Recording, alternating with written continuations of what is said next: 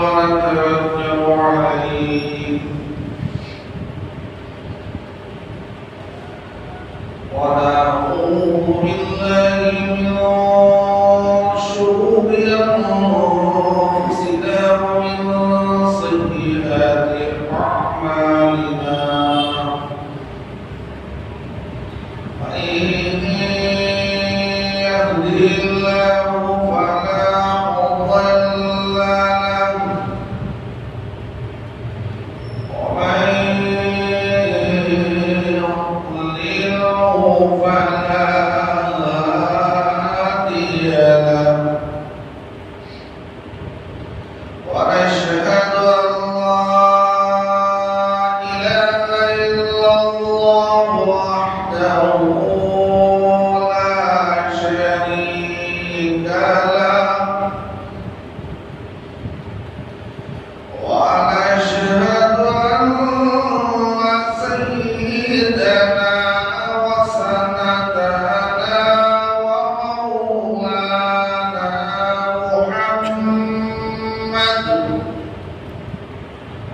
ومولانا محمد عبده ورسوله أما بعد فأعوذ بالله من الشيطان الرجيم بسم الله الرحمن الرحيم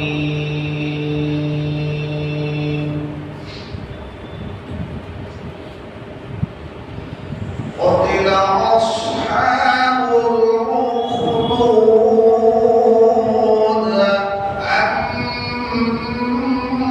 النار ذات الوقود إذ هم عليها قعود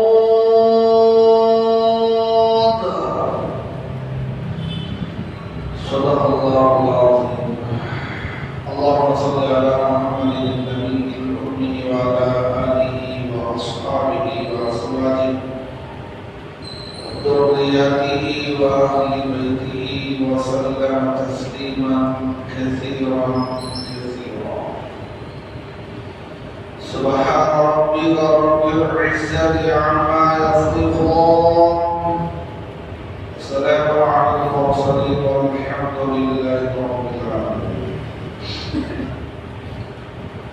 मोहतरम हाज़रीन दोस्तों और बुजुर्गों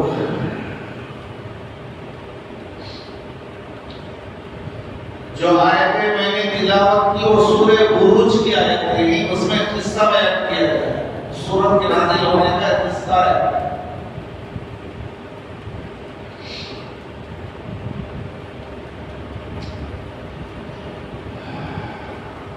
पहली बात ये है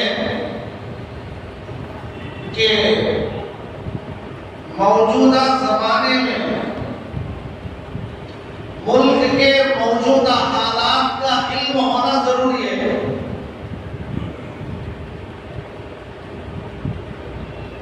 मुल्क के मौजूदा हालात कोई छुपी हुई किताब नहीं, सब तो मालूम है।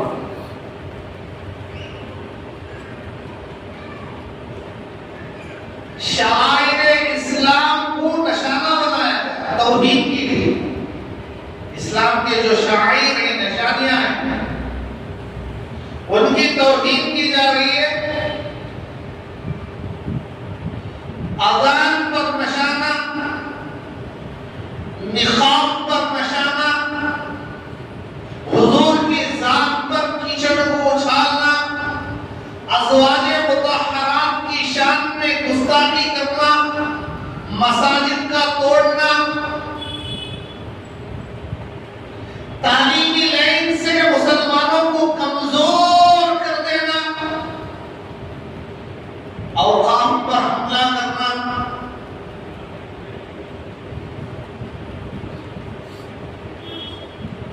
मुआशी लाइन से, तिजारत लाइन से दुकानों को बंद करवाना, फसाद के नाम पर मुसलमानों के दुकानों को जला देना, अपने लोगों में तरकीब देना कि उनकी दुकान बंद हो जाए, उनसे खरीदना नहीं।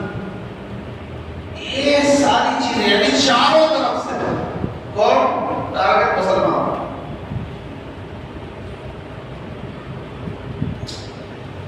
ये एक साजिश है और ये नई नहीं पुरानी।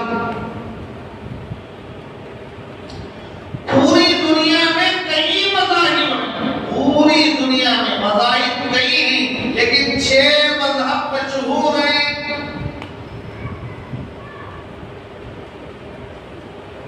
कई मज़हब हैं हिंदुस्तान में 6000 मज़ाहिब हैं, लेकिन ऐसा अशतहा पैदा हो गया है सबको अपने अंदर निगल कर कहता हम सोवियत हैं।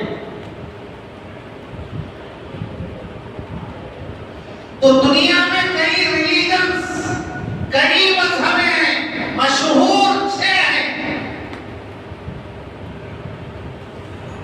नंबर 1 तारीख कहती है एक ईसाइयत है, हज़रत ईसा अलैहिस्सलाम के मानने वाले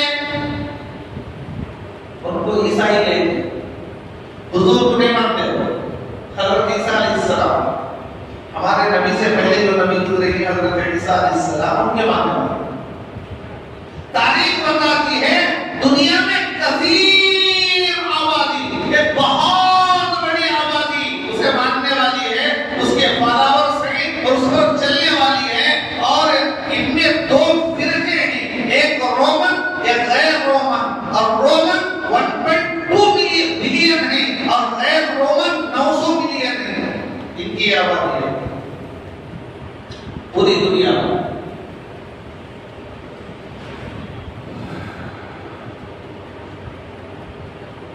ये पहला। दूसरा मजहब इस्लाम। सारी दुनिया में 8 अरब इंसान हैं। कितने? 8 अरब इंसान। उसमें पूरे रिलीजियस उसमें आ गए, पूरी इंसानियत उसमें आ गई। 8 अरब इंसान है पूरी दुनिया में, उसमें से 2 अरब मुसलमान हैं।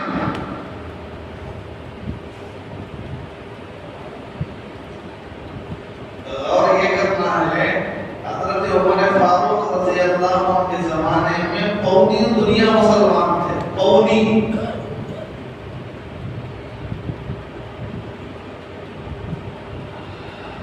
आज बहुत दुनिया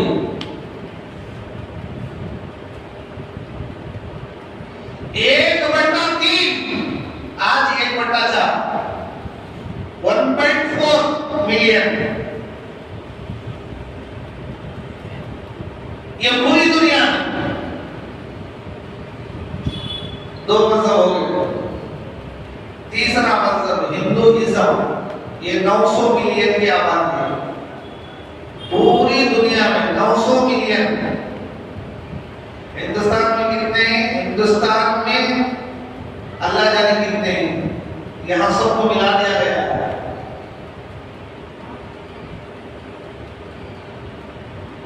चूचू मुरब्बा बन चुका है, खिचड़ी बन चुकी है, इसे पहचानना मुश्किल है कौन है ये कौन है। पूरी दुनिया में 900 मिलियन है। चौथा है बुद्ध मजहब। पूरी दुनिया में 360 मिलियन है, 360 मिलियन बुद्ध ये मानने वाले, इस मजहब के मानने वाले 360 मिलियन है पूरी दुनिया में। हिंदुस्तान के अंदर हिंदुओं से पहले बुद्ध ही थे, बुद्ध मजहब के मानने वाले ही थे। इन पर तशद्दुद करके इनको खत्म कर दिया।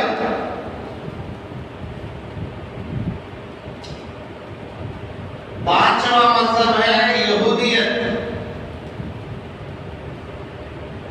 हजरत याकूब अलैहिस्सलाम के बाद उनकी नस्ल बनी इसराइल, हजरत मूसा अलैहिस्सलाम के मानने वाले यहूदी, ये 15 मिलियन की पूरी दुनिया में 15 मिलियन, यानी 1,44,35,900 यानी 1.5 करोड़ के करीब पूरी दुनिया में। इतने कम ये लोग हैं, लेकिन सारा मीडिया उनके हक में नाचता है। जिसे चाहे झुका देते हैं। क्यों? यूनिटी है, इत्तेहाद है, इस चीज के हमारे अंदर कमी है।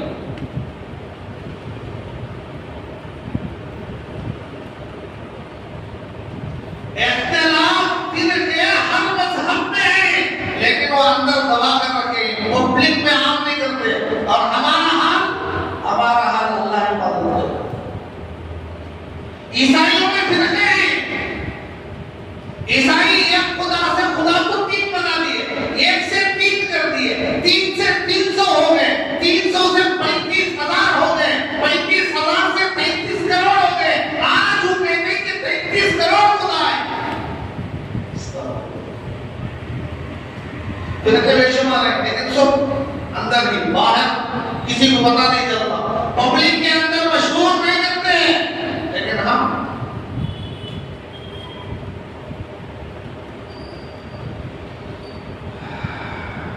तो 1.5 करोड़ की आबादी पूरी दुनिया में यहूदी, लेकिन उसका पावर देखो।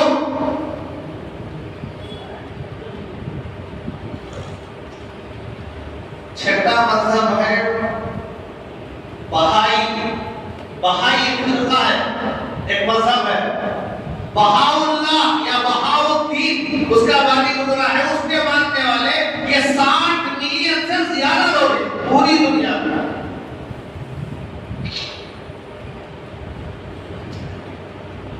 ये सारे मजहब हैं, मशहूर मजहब। ये जो 6 जो मैंने बयान किया है, ये मशहूर मजहब है।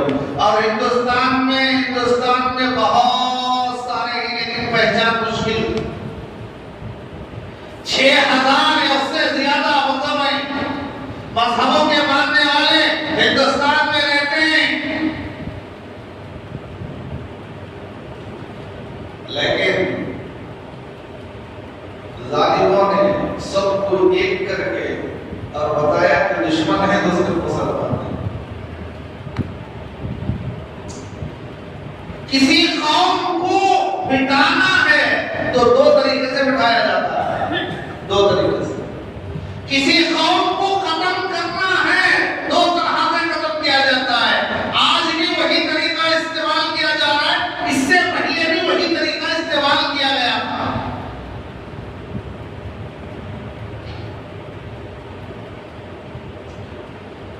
किसी भी कौम को खत्म कर देना है तो 2 तरीके इख्तियार किए जाते हैं। नंबर 1 तशद्दुद, पावर पता कर खत्म कर दिया है। मान दो, बम चला डाल दो, गांव को तबाह कर दो, इंसानियत को खत्म कर दो, गोली चला दो, कत्ल कर दो, मुख्तलिफ तरीके। ये पावर इस्तेमाल कर रहे हैं। हमसे कौन टक्कर लेगा? हुकूमत हमारी, कुर्सी हमारी, ओहदा हमारा, फौज हमारी, सब हमारा है।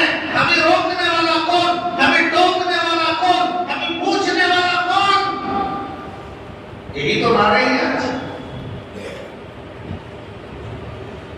तो तशद्दुद पावर के जरिए से खत्म कर दिया जाता है।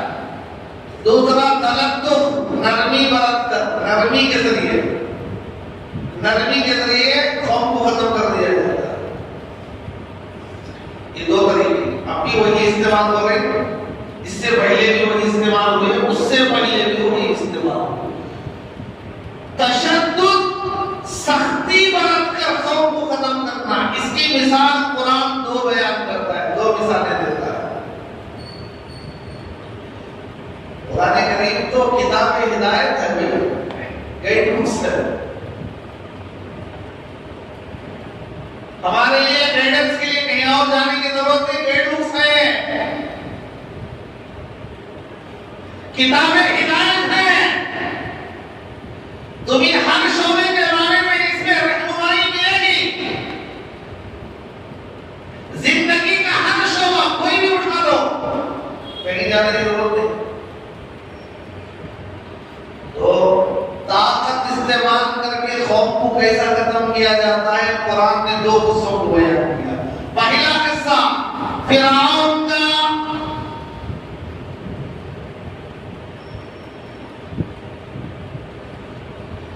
फिरौन की हुकूमत थी। जब उसे पता चला कि मेरी हुकूमत को खतरा है, कैसे? किसी ने कहा होगा अनकरीब एक बच्चा पैदा होने वाला है जो तेरी हुकूमत को ज़ेरो ज़बर कर देगा। कोई नजूमी, कोई काहिन, कोई कहा होगा।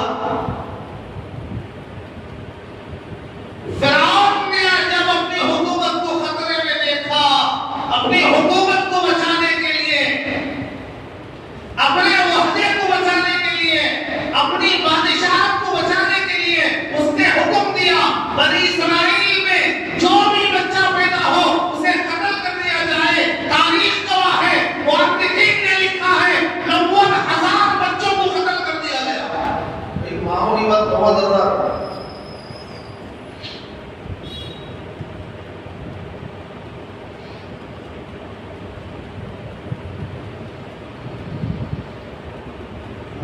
बच्चों को कत्ल कर दिया, लेकिन अल्लाह का फैसला टल गया। हज़रत मूसा तो आए,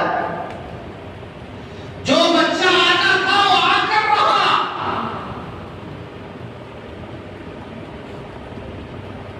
90,000 बच्चों को कत्ल करने वाला कातिल उसी के हाथ में उससे कहने लगे, बादशाह इस तरह लड़कों को कत्ल कर दिया जाएगा तो फिर हमारे काम करने वाले नौकर कौन होंगे? सारे के सारे औरतें रह जाएंगे, तो हमारे काम करने वाले मर्द कौन होंगे? तो उसने हुक्म बदला, 1 साल कत्ल करो, 1 साल छोड़ दो। तो जिस साल कत्ल का ऑर्डर नहीं था उस साल हज़रत हारून पैदा हुई। जिस साल कत्ल का वारंट जारी था उस साल मूसा अलैहिस्सलाम पैदा हुए। देखो अल्लाह का निजाम देखो। हज़रत हारून हज़रत मूसा से 1 साल बड़े थे। जिस साल ये हुक्म था कि इस साल कत्ल ना किया जाए उस साल हज़रत हारून पैदा हुए। उसके बाद का साल फिरौन का हुक्म ये था इस साल जो बच्चे पैदा होंगे कत्ल कर दो। उस साल मूसा अलैहिस्सलाम पैदा हुए। अल्लाह तो अल्लाह है, शान में न्याज़ी है, उसकी कुदरत, उसकी हिकमत, वो तो खालिक है, सब मखलूक है। मखलूक मोहताज है, खालिक मोहताज नहीं है।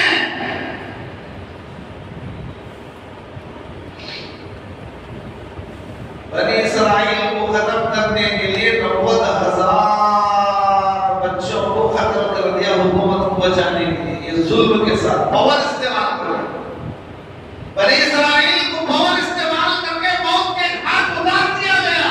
कुरान ने वाक़या बयान किया तो पता चलता है नस्लों को मिटाने के लिए पावर को इस्तेमाल किया जाता है। कर रहे हैं आदमी।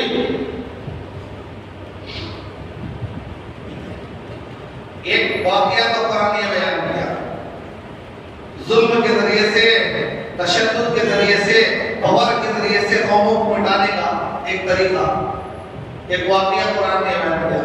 दूसरा वाक़या तीसरे पारे के अंदर सूरह बुरूज में उतिला अस्हाबुल उख़दूद, खंदक की खुदाई करने वाले कत्ल कर दिए गए, मलऊन हो गए।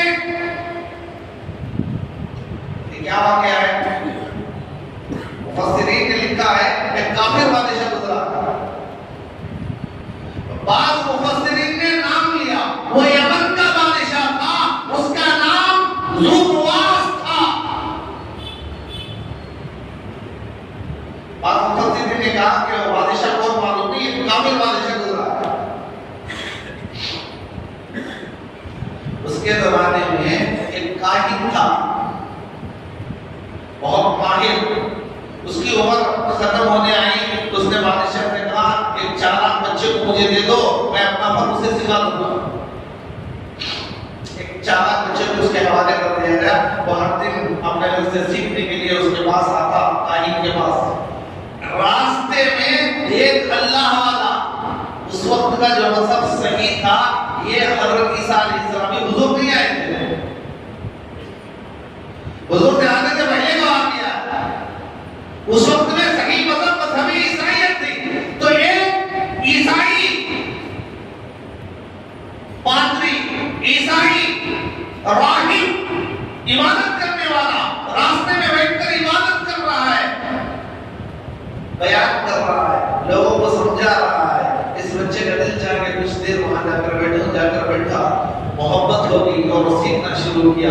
मुसलमान हो गया, छूकर बताया नहीं किसी को। एक दिन गांव में शेर आकर रास्ते में बैठ गया, सारे लोग परेशान, कोई आगे बढ़ने के लिए तैयार नहीं। इस बच्चे ने आगे बढ़ा, एक कंकर उठा था, या अल्लाह ये राहिब जो कह रहा है अगर वो सच है, तू है, तो फिर इस मेरे एक कंकर से शेर हलाक हो जाए। अगर राहिब गलत, काहिन अगर सही है, तो इस एक कंकर से शेर ना मरे। ये कहकर उसने कंकर मारा, जो ही कंकर शेर पर लगा, शेर तड़प कर वही कदम। बच्चे की चर्चा हो रही, क्या माहिर हो गया भाई, कितना मशहूर आदमी है, कैसा इल्म है, एक कंकर के अंदर शेर हलाक। लोग दुआ तब के लिए आते हैं तो कहता है मेरा कमाल नहीं है, ये अल्लाह का कमाल है, हम सब तो खुदा एक है। एक नामीना के लिए दुआ किया, उसे आंख आ गई और कहा मैं मुसलमान हूं, तू भी मुसलमान हो जा, अल्लाह से दुआ करूंगा आंख आ जाएगी। वो मुसलमान हो गया। उस बच्चे ने दुआ की तो नामीना दीना हो गया। अब बादशाह तक बात चले गई कि एक अल्लाह की तरफ बुलाता है। बादशाह ने राहिब को और इस लड़के को, उस अंधे को, तीनों को गिरफ्तार किया। राहिब और अंधे को फौरन कत्ल कर दिया और बच्चे ने कहा देख फिर जा, दीन इस्लाम को छोड़ दे, बख्श दिया जाएगा। उसने कहा नहीं, तो जो कर सकता है कर। उसने नौकरों से कहा इसे ले जाओ, पहाड़ों के ऊपर ले जाकर ऊपर से नीचे फेंक के आ जाओ। लेकर गए, गिराने लगे तो गिराने वाले खुद गिर गए, जिंदा सही सालिम वापस आ गए। बादशाह ने फिर हुक्म दिया दरियाओं में ले जाओ, जब बीच में कश्ती पहुंचेगी पानी के, इसको नीचे गिरा के खत्म करके वापस आ जाना। लेकर गए, ले जाने वाले खुद गर्क हो गए, वापस आ गया। बादशाह परेशान। उसने कहा ओ वक्त के बादशाह, अगर मुझे मारना चाहता है तो अल्लाह का नाम लेकर बिस्मिल्लाह पढ़कर तीर चला और उससे मैं शहीद हो जाऊंगा। सारे गांव को जमा कर और सारे लोगों के सामने मुझ पर बिस्मिल्लाह के जरिए से तीर चला ताकि लोग भी देखें। बादशाह का मामला था, सारे लोगों को जमा किया और ये चर्चा था, ये बच्चा कहीं भी नहीं मर रहा। पहाड़ों को से गिराने के लिए जो ले गए वही मर गए, वापस आ गया। पानी में डुबोने के लिए जो ले गए वही को डूब गए, वापस आ गया। ये तो बहुत बड़ा अल्लाह बना रहा है। तो लोगों के दिलों में पहले से अकीदत मोहब्बत थी। अब ताज़ा वाक़या, फिरौन वो बादशाह, यमन का बादशाह, सारे लोगों के सामने तीर चलाने वाला, जब बिस्मिल्लाह कहकर तीर चलाया तो तीर लगी तो बच्चा शहीद हो गया। सारे लोगों ने इस मंजर को देखा तो सब के सब एक आवाज में कहने लगे ला इलाहा इल्लल्लाह। पूरा मजमा मुसलमान।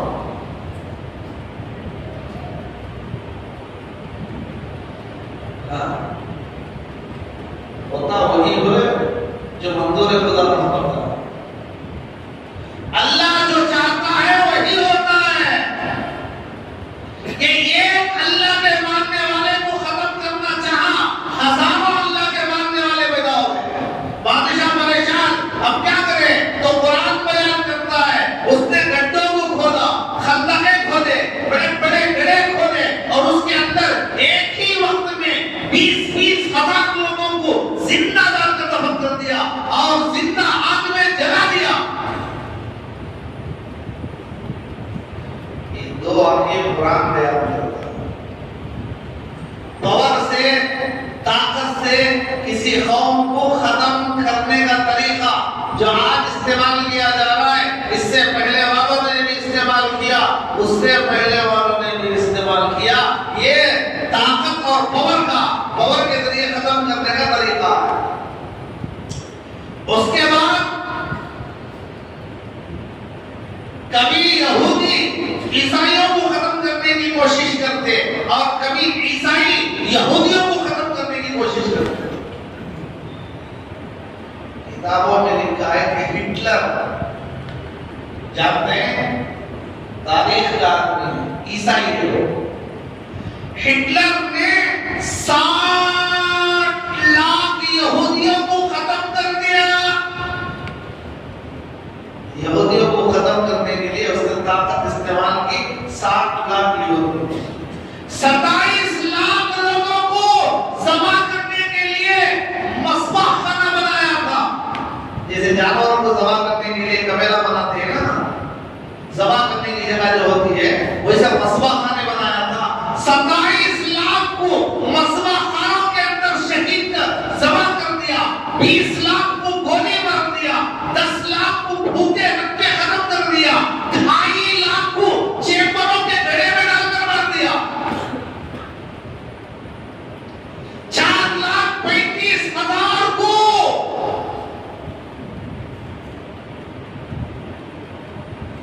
गड़ा खोदकर जिंदा दफन कर दिया, 9,25,000 को दवाइयों के आजमाने का जरिया बनाकर खत्म कर दिया,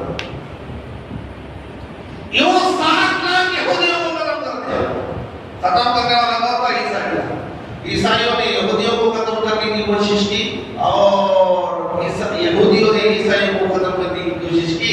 ये काम, ये तरीका चलता चलता फिर एक वक्त आया कि ईसाई और यहूदी मुसलमान की तरफ रुख किया और मुसलमान को खत्म करना चाहा। और सबसे पहला किस्सा दुनिया के अंदर सबसे पहले अंदलुस के अंदर, अंदलुस जहां 800 साल मुसलमानों की हुकूमत थी, अंदलुस बहुत मशहूर, वहां का मुसलमान हर फन के अंदर माहिर। ये जो सर्जरी करते ना, सर्जरी, ये सर्जरी सबसे पहले अंदलुस के मुसलमान डॉक्टर ने कर बताया, वहीं से चला, बानी हुई है मुसलमान, सर्जरी का बानी मुसलमान, अंदलुस का डॉक्टर।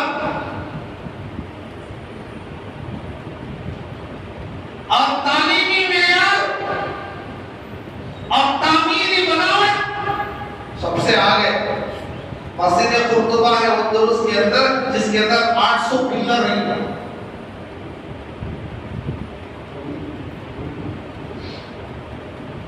जहां 800 साल मुसलमानों की हुकूमत हो, हर शोबे में मुसलमान आगे, तालीम में, टेक्नोलॉजी में, अदवियात में, डॉक्टरियत में, कॉलेजेस में, सियासत में, हर लाइन से, तामीरी कामों में हर लाइन से आगे, हर लाइन से आगे। तो ईसाई ने आगे बढ़कर हमला शुरू किया।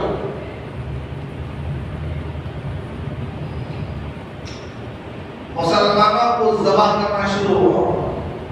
किताबों में लिखा है अंदलुस के दरियाओं का पानी लाल हो गया। अंदाजा लगाओ कितने मुसलमानों को ज़बह किया। और इतनी किताबें लिखी हुई थी, दीनी किताबें, कुरान की तफसीर, हदीस की वजाहत, इतनी किताबें थी, दरियाओं में डाला गया, दरियाओं का पानी काला हो गया। इंक से लिखते थे ना उस जमाने में, डुबा स्याही इस्तेमाल की जाती थी, पानी में डालते तो स्याही छूट जाती।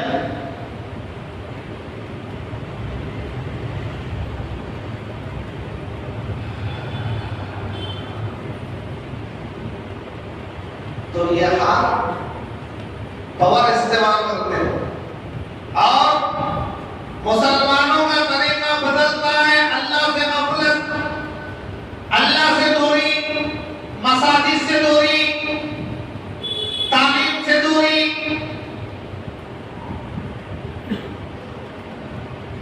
फुजूल लघु कामों के अंदर मुसलमान मुलव्वस हो रहा है। नमाज पढ़ने के लिए वक्त नहीं, किसी अल्लाह वाली की बात सुनने के लिए, बैठने के लिए वक्त नहीं, हर वक्त दुनिया दुनिया दुनिया, हलाल हराम की तमीज नहीं, जायज नाजायज का इम्तियाज नहीं। तो जब हालात ऐसे होते हैं तो अल्लाह जालिम को मुसल्लत करता है। 800 साल हुकूमत जहां मुसलमानों की थी, हर लाइन में आगे, हर लाइन में आगे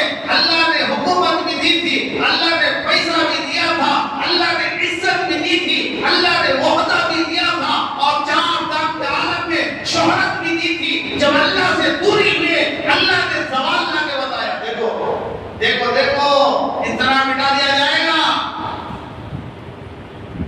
इस तरह मिटा दिया जाएगा। हमारे घर तक बोला नहीं, हमारे महल्ले में कैसे नहीं मालूम, जुलूस में नारे लगाने वाले वक्त पड़े तो पलक चेर दियो। तो इस खुश ख्याली में, इस खुश फहमी में मसाजिद को वीरान हमने कर दिया।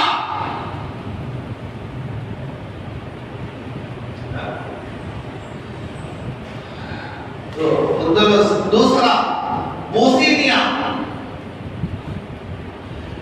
9,000 मुसलमानों को कत्ल कर दिया गया। शोहर के सामने बीवी और बेटी को लाते, बरहना करके जिना करते और फिर भी कत्ल कर देते।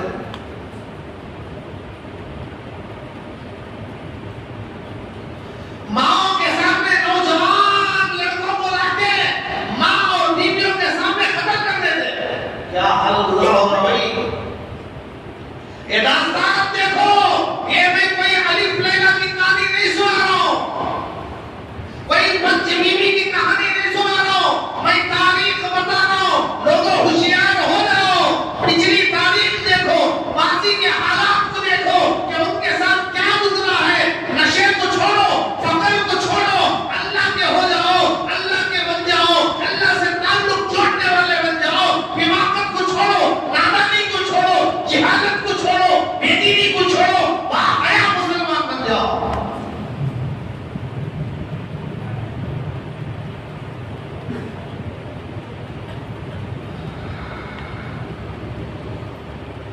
मुल्क आजाद होने के बाद हिंदुस्तान में 9,000 मस्जिदों को शहीद कर दिया गया। 9,000। सिर्फ दिल्ली के अंदर 176 मस्जिदों को शहीद कर दिया गया। लाहौर में राजा अनंतपाल ने एक गड्ढा खोदकर, एक गड्ढा खोदकर एक ही वक्त में 2,000 मुसलमानों को जिंदा दफन किया।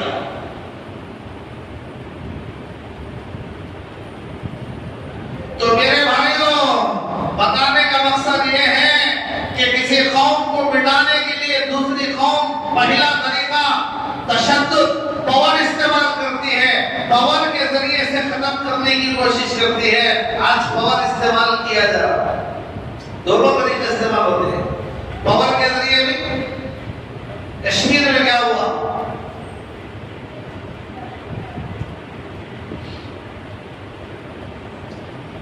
ये कोई छुपी हुई किताब, बंद की हुई किताब नहीं है, ये वाकया सबको मालूम कि आज हमारे साथ क्या हो रहा है। और फिर नादान आदमी समझता है हमने मदद क्यों नहीं हुई, बदर वाले को मदद मिली थी, हमने मदद नहीं मिल रही। बदर वाले कौन थे, तुम्हें कौन? तुम्हारे घरों से नाचने वालों की तस्वीरें नहीं निकली, घरों से टीवियां बाहर नहीं आए, फिल्म देखना बंद नहीं किए, जुआ खेलना बंद नहीं किए, शराब पीना बंद नहीं किए, जुआ खाना बंद नहीं किए, सिक्काबाजी करना बंद नहीं किए, गुनाह से तौबा नहीं किए, फिर ये हिस्स लगाकर बैठे हैं। बदल वालों जैसी मदद क्यों नहीं हो रही? कहां से होगी? बदल वालों के जैसी मदद होने के लिए ईमान ऐसा बनाओ ना हमारी नमाज सही है, ना हमारा रोजा सही है, ना हमारे मामला सही है, ना हमारा उम्रा सही है, ना हमारा हज सही है। जो भी कर रहे हैं मतलब टूटा फूटा, तमीज नहीं, इंजन में जानिश नहीं है, धक्का देखो चला रही तो तरफ चला रही, जानती है, खुद नहीं चल रही है, डेड हो गई है, इंजन सीज हो गई है, दम नहीं है, बेकार है। दावे बहुत बड़े बड़े करता है। तो मेरे भाइयों, और दूसरा तरीका है नरमी के साथ खत्म करने की कोशिश की जाती है। अच्छा ये तुम्हारे बड़े, चलो हम इनको भी मान तुम हमारे बड़ों को मान लो, तुम हमारे खुदाओं को मान लो, हम तुम्हारे खुदाओं को मान लेते हैं, कोई झगड़ा नहीं होगा। तुम नाम ऐसे रख लो, तुम नाम वैसे रख लो, तुम्हारे चेहरों पर ये दाढ़ी अच्छी नहीं लगती, तुम्हारी ये टोपी अच्छी नहीं लगती, तुम बहुत अच्छे आदमी हो, तुम बहुत शरीफ आदमी हो, तुम बहुत सच बोलने वाले हो, लेकिन ये तुम्हारे सरों का ताज हमें अच्छा नहीं लगता। तो टोपी दाढ़ी का मसला नहीं है, असल ईमान का मसला है। वो चाहते हैं कि ईमान को खत्म कर दे। ईमान खत्म हो जाएगा तो फिर इंसानियत बेकार है। असल दौलत ईमान की दौलत है। ईमान के बगैर ये दुनिया की रंग रवियां किस काम की, किस काम की? ये असल जिंदगी नहीं, असल जिंदगी आने वाली है। ये ड्रॉप थूक का समंदर में 7 समंदरों में डाल दे तो समंदर का 7 समंदर का पानी शहद से ज्यादा मीठा हो जाएगा, उससे निकाह होगा।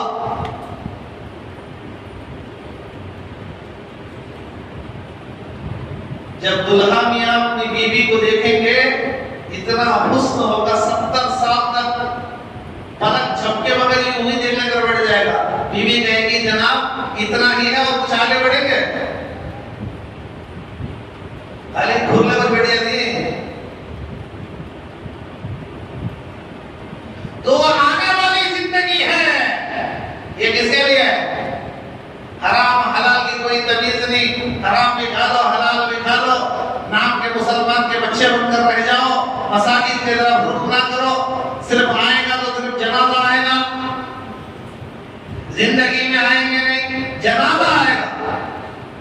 ऐसों के लिए जन्नत है, ऐसों के लिए ऐसी हूर है, ऐसों के लिए दिलमान है, तजरी मिन तहतिहा अल-अनहार खालिदीन फीहा अबदा अबदा। कुरान ऐलान करता है वो 2 दिन की जिंदगी नहीं, हमेशा हमेशा की जिंदगी है, एक लामहदूद जिंदगी है, एक लंबी जिंदगी है। तो मेरे भाइयों, अगर उस जिंदगी को पाना चाहते हो तो इस छोटी सी जिंदगी में कामयाब जिंदगी गुजारो, अल्लाह को राजी करो, दुश्मन खुद ब खुद खत्म हो जाएगा। अल्लाह हालात के बदलने वाले अल्लाह है, कंट्रोल अल्लाह के हाथ में है। अल्लाह को मनाओ, मसाजिद को वीरान करना छोड़ दो, फिर वरना हाथ से जाने के बाद अफसोस कर। चलिए कौन चलेगी? बीवी चलेगी।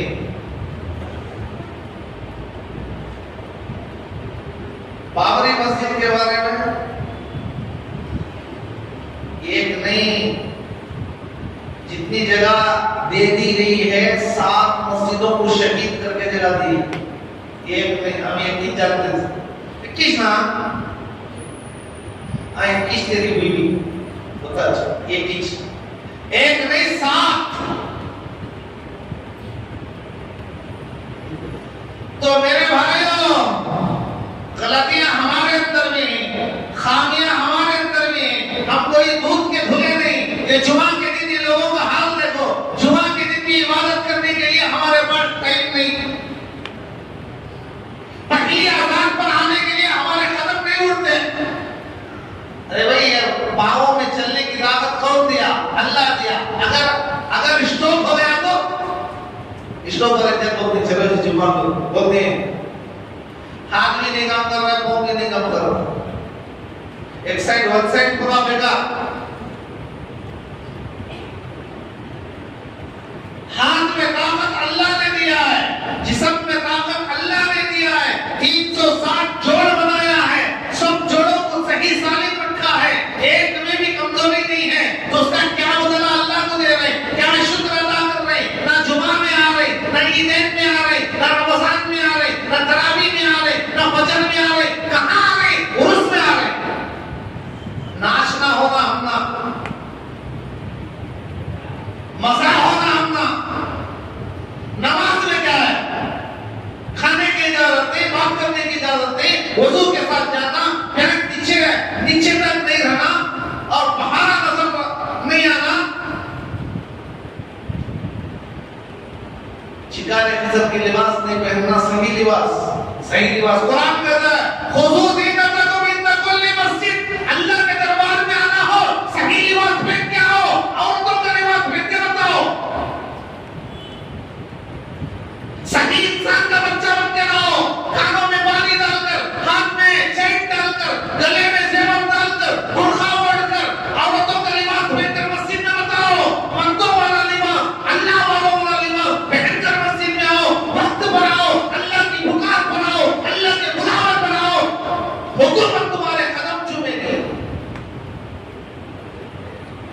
अल्लाह का हो गए तो सारी दुनिया अल्लाह हमारी कर दे।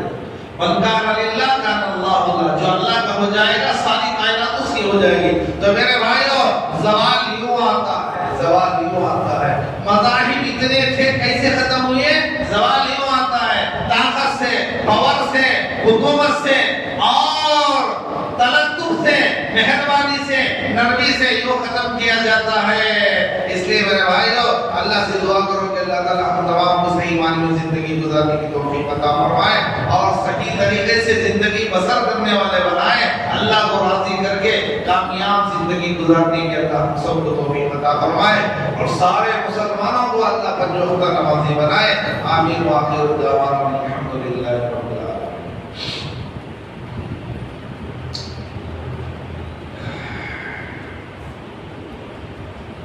आखिर में एक मसला है,